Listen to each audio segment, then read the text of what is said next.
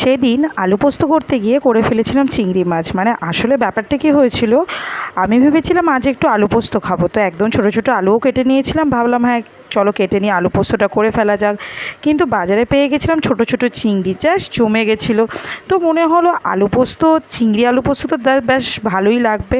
তো এটা ভেবেছিলাম, বাট চিংড়ি আলু পোস্ত আর খেতে ইচ্ছা করেনি। তো আমি ভাবলাম একটু এই ছোটো ছোটো আলু দিয়ে আর চিংড়ি দিয়ে একটা মাখা মাখা খুব সুন্দর তরকারি করে নেওয়া যাক। চিংড়ির ঝালও বলতে পারো, চিংড়ির পোস্তও বলতে পারো, বাট উইদাউট পোস্ত চিংড়ির পোস্ত, মানে কোনো পোস্ত দিইনি, কিন্তু এটা চিংড়ির পোস্ত। তো আমার এটা বেশ দারুণ লেগেছিলো একদম। মানে এটা একদম বেশি লঙ্কা দিয়েছিলাম, গ্রিন গ্রিন হয়েছিল ব্যাপারটা, বাট গ্রিন এটার মধ্যে থাকেনি, কারণ লঙ্কা হলুদ দেওয়ার পর এটা তো রেড কালারটা চলেই এসছে। একদম ছোটো ছোটো চিংড়ি পেয়েছিলাম, কুচো কুচো চিংড়ি। তো দেখে মনে হয়েছিল যে না চলো এক চিংড়ি মাছটা খাওয়া যাক। বড়ো চিংড়ি তো সবসময় খাওয়াই হয়, তো ছোটো চিংড়ির কিন্তু একটা আলাদা রকম স্বাদ লাগে আর আলাদা রকম টেস্ট। তো ভাবলাম এই চিংড়িটা দিয়ে আজকের খাওয়াটা জমে যাক। তো রাত্রে মোটামুটি এই চিংড়ি আর এই আলু দিয়ে মোটামুটি এই চিংড়ি আলুর তরকারিটা করেই এক থালা ভাত খেয়ে নিয়েছিলাম। জাস্ট অসাধারণ লাগছিলো গরম ভাত দিয়ে এই চিংড়ি মাছের তরকারিটা খেতে।